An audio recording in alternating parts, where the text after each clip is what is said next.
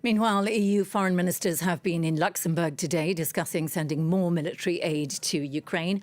Our Brussels correspondent Dave Keating has been following those talks. EU ministers meeting today agreed to sign off on a further tranche of EU military aid for Ukraine. That brings the total up to 3.1 billion euros.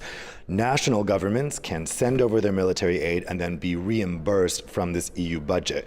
Now, they also agreed today to set up an EU-Ukraine military training mission that will operate out of Poland and out of Germany.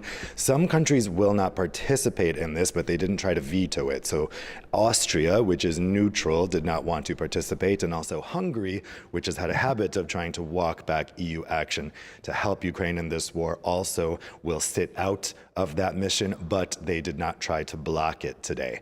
Now, the other big discussion that EU foreign ministers were having was a talk about the future of EU-China relations. That's going to be on the agenda of a summit of EU prime ministers and presidents in Brussels on Thursday and Friday of that week. They are trying to set out an orientation for how the EU should view China. Now, there are many voices in that room pushing for the EU to take a hardline stance on China, insisting that Beijing take a stance on the Russian war and condemn Russia's invasion and annexation of Ukrainian territory.